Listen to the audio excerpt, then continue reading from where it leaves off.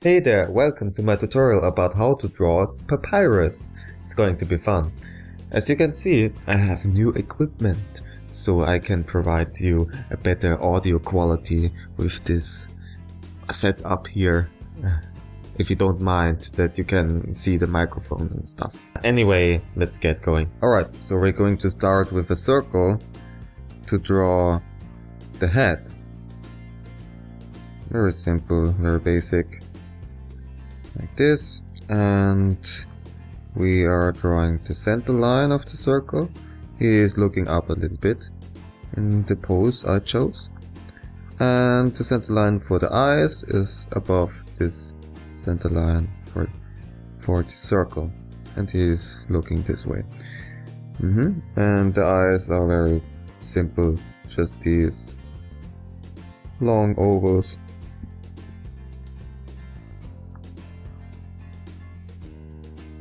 Like this, and the eyelids, and the eyebrows. He looks very excited already. Maybe he saw a human.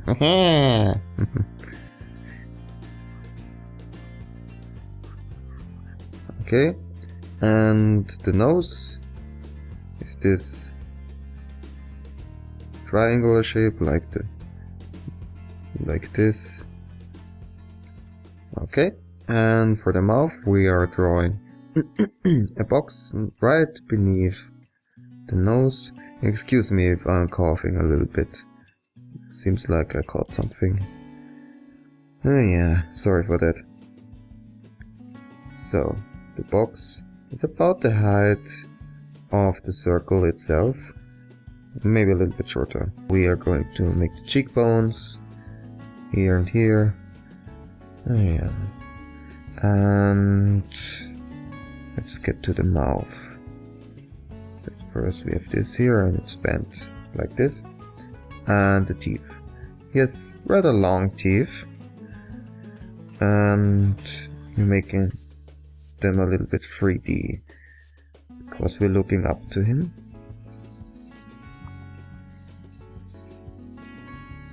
Like this. And the bottom row too. And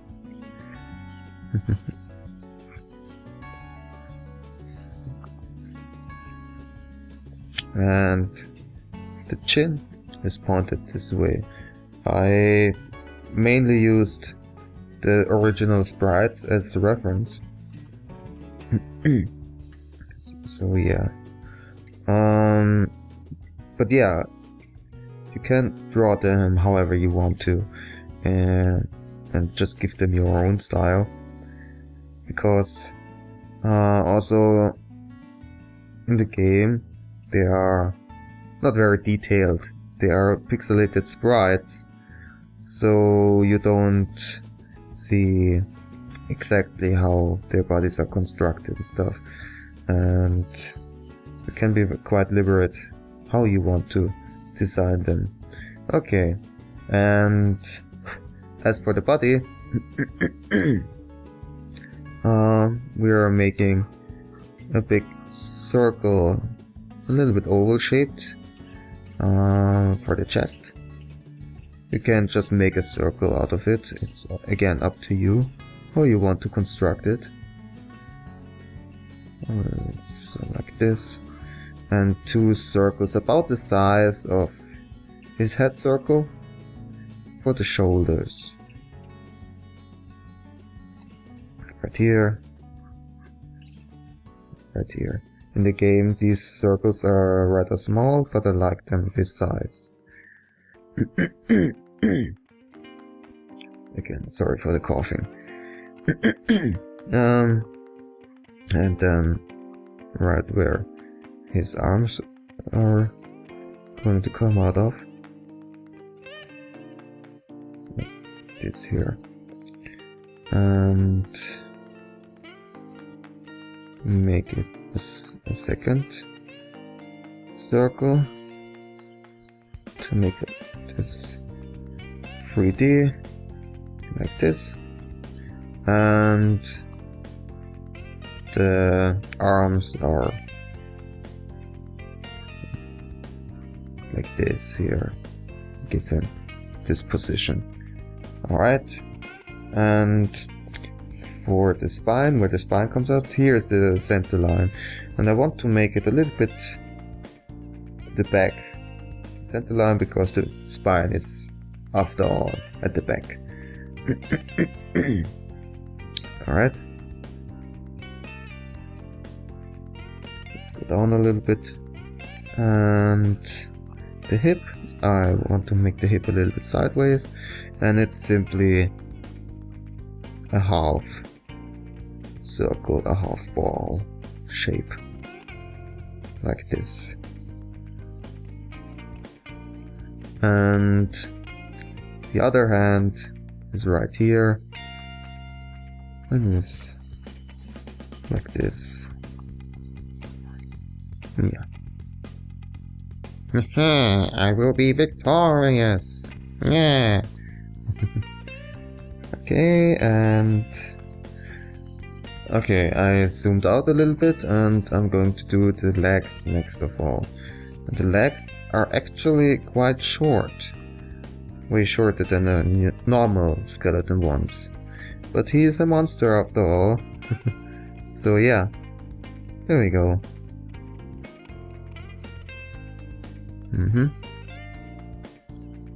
Well, that's it. Quite short.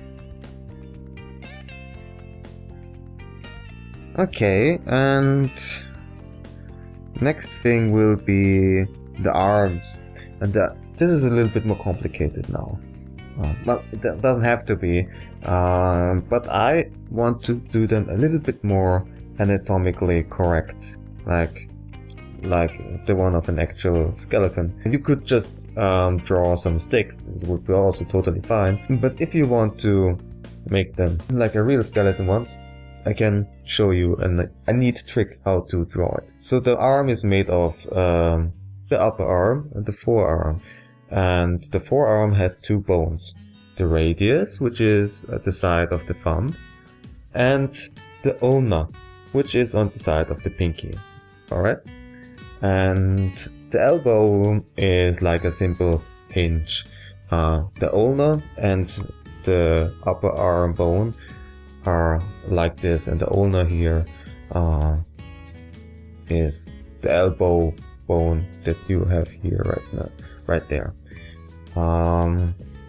Very simple. But then there also is the radius.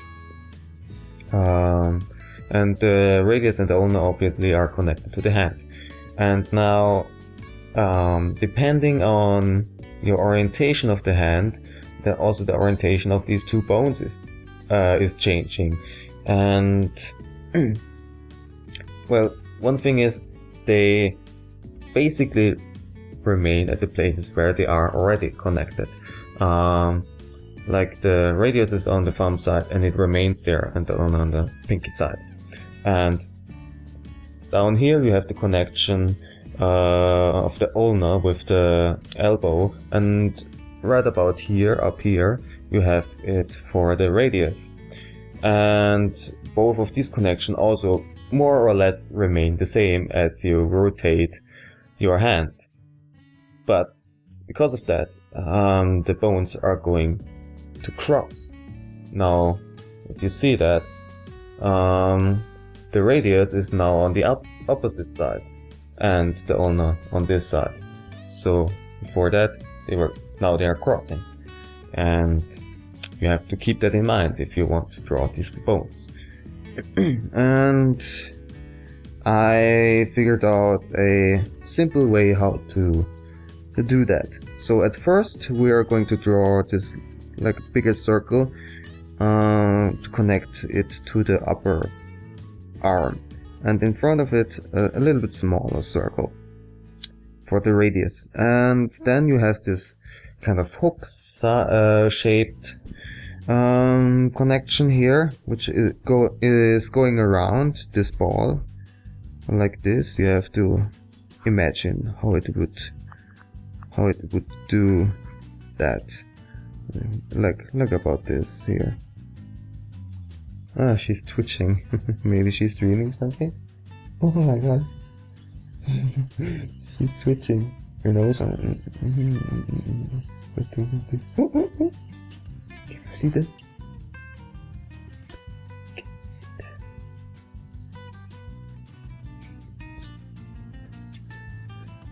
Oh, how sweet. Back to the drawing. Okay. So what we still need are 2 circles for the hands. Just to, depending on the orientation of the hand, you draw them. And now we're simply connecting these shapes. Let's start with the upper arm. This is the most simple one. We're doing this like this. Okay. And now the radius. So this will be the thumb side, like the back of this hand. Okay, it is making this, and so this circle here will be connected with this, and this shape with this little circle. So let's start with this one, and now I'm exaggerating the bend of the bone a little bit, like this, to make it look a little bit more cartoony. If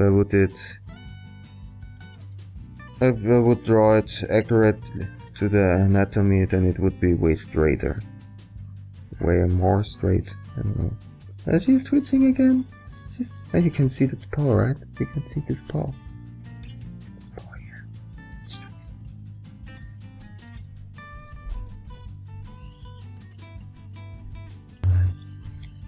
Ah, she woke up. Oh, what did you dream? Oh. Hey, little sweetheart.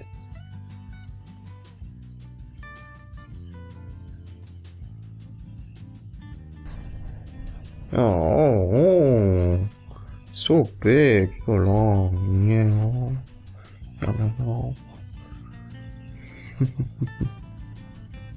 Okay. Alright, let's continue here. Yeah, like this. There you see? Very simple.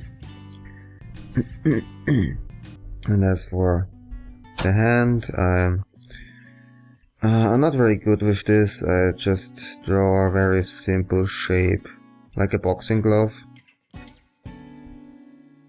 He has gloves on him.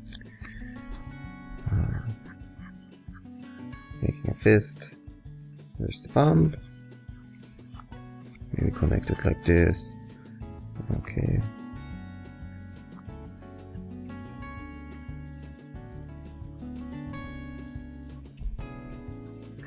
Somehow like this, maybe. Yeah, I'm not good at this. Okay. Yeah, let's do the scarf next of all. I'm also not very good with folds yet, so please excuse me. Yes, like this. Going down here. Maybe having these kind of folds. And maybe like this. And we go down here. And at this point it looks very scruffy, a bit damaged, like in the sprite. And going up like this. There we have some folds again. Yes, no, it's fine. I'm not paying too much attention to this. Okay, and going down like this, like a cape. All right, there's a very small one. Let's continue with the other arm. Make it a little bit quicker. So we have this circle here, the upper arm, and back behind this, a little smaller one. Then this shape here.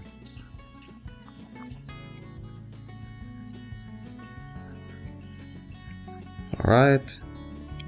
And 2 circles for the hand. Okay, and let's draw this here.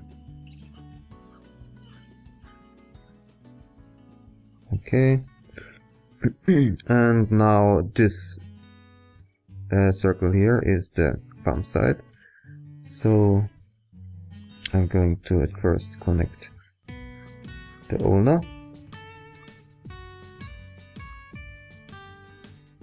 Like this. And then the radius. Like this.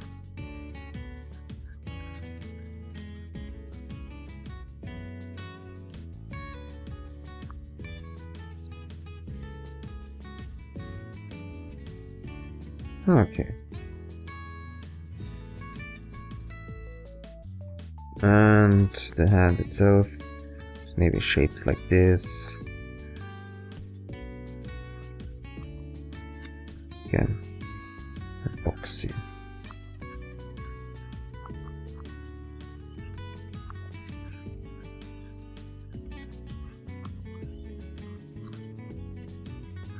Okay.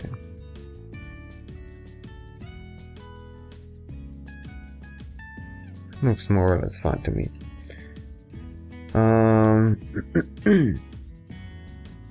Yeah, this button, of course. And let's go to the legs. First we will draw the boots. And let's zoom out.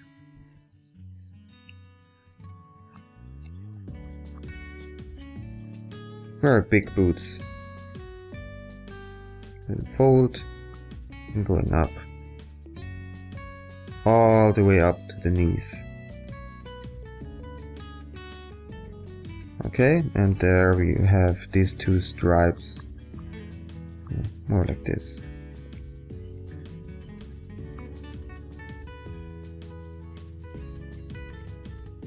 Okay.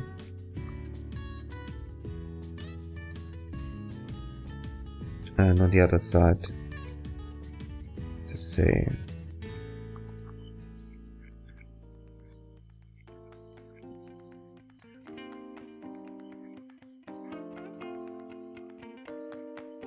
Okay, going up all the way to the knees. You have these 2 stripes here. And the soles. Okay, and then we have the kneecaps, which are simple ovals like this. And the thigh bones. Very simple. Just a very simple bone shape. You know, the typical one that you see in cartoons. Alright. Let's see. Did we forget something? Yeah, we forgot this. I don't know what that is. But anyway. Maybe it's supposed to be some medals that he earned in the Royal Guard. Okay. There. Okay, so let's get over to the outlining. So, Undertale is a game by Toby Fox. It was almost completely solely made by him. Just a few other artists helped him doing some sprites and stuff. And it's a JRPG styled game. And in a JRPG, normally you go around and kill monsters and get experience and gold like that. And as you progress through the game and the story, you get better equipment and fight more and bigger monsters and enemies. And that's basically it. And Undertale is a little bit different in this regard. The first difference that you probably will notice is the fighting system is different. When the monsters attack you, the game is changing to kind of a bullet hell style of game. And you control your soul, which is represented as a little heart, and you try to dodge all the attacks that the enemies are throwing at you to avoid damage. But the major difference is that you have other options than fighting. You can act and do all sorts of silly stuff with the monsters, like making jokes, talking with them, compliment them, in flirting, and even sillier stuff. Toby Fox was very creative in this regard, in many regards too.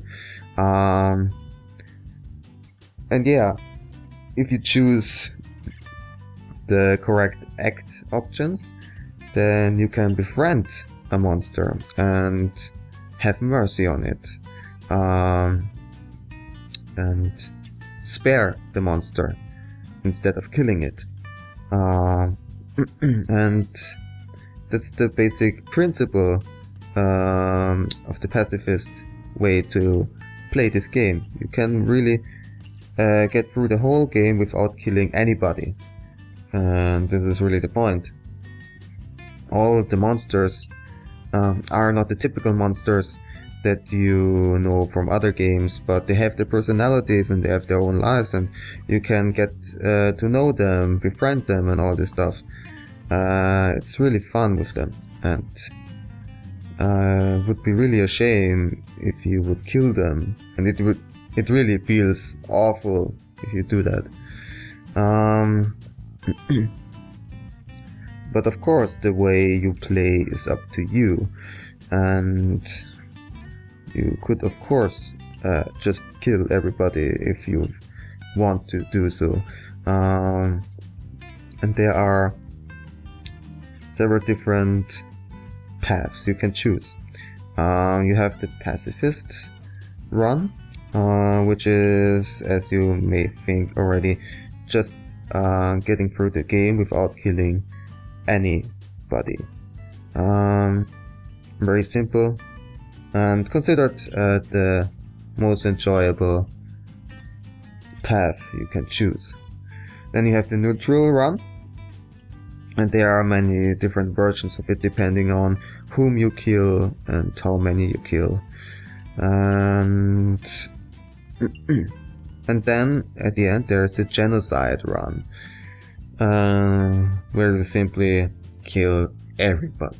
And by everybody I mean really everybody. It's not just like you kill everybody whom you encounter randomly, but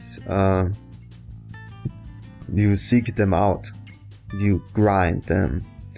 And normally in these RPG games, grinding is you have the random encounters and you get them over and over again to earn more experience and gold and get stronger like this. And in Undertale you can do that too, until a certain point where there are simply no monsters left. You still get the random encounters, but instead of a monster appearing, just nothing appears but the simple message which says, "But nobody came." Yeah, and then it gets really dark. Yeah, the genocide run is not very enjoyable, and it's super fucking hard too. I tried it once and failed. For one reason, because I don't have the skill, and the other reason is I couldn't kill everybody. It really felt awful. And yeah.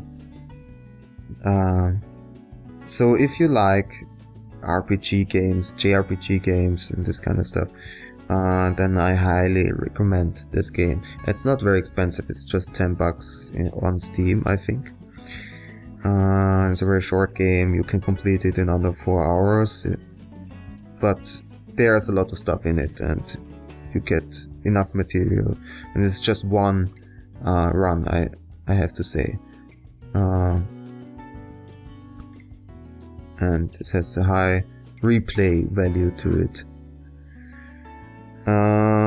So yeah, so what I do now is I will complete the outlining, the coloring and the shading, and when I'm done, I will come back with some final words.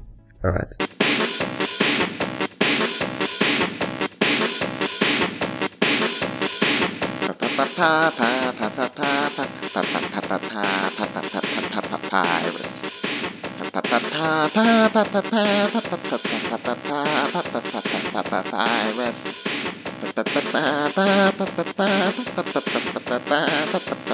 Papyrus.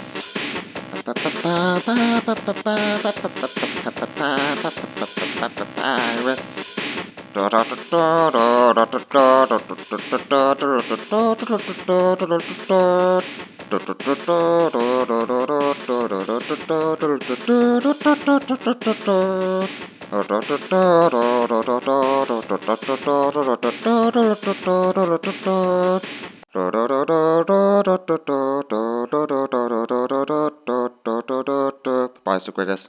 Alright, I'm done. This is Papyrus. I caught the human. I will be in the royal guard. Ooh. It's really fun to draw Papyrus, probably because he's a fun character after all. So yeah, you should try to draw him too. Alright, so thank you for watching. If you have any questions, feedback or requests from me, and have to say about requests for your information, I don't take every request.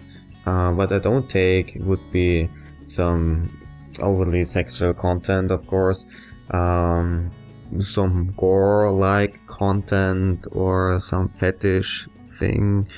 No, I won't do any tutorials out of that sort. Or things that are way too complicated, like I don't have skills yet to do, for example, like how to draw a Gundam robot in detail or a realistic looking manga face or something like that. I need more practice to do a tutorial out of it. And also things that are a little bit troublesome about the copyrights. I won't do characters of makers who are known, basically, that they are very touchy if it's about copyright. I'm not telling any names, I want to avoid that. But yeah, it could be that I refuse that I draw a certain character of a cartoon series or something, because I want to avoid any sort of copyright issues whatsoever. Even if the risk is very low and I probably wouldn't even get noticed, but still, just let me out of it. There are plenty of other things to draw anyway. Yeah, so that's basically it. Alright then, have fun drawing.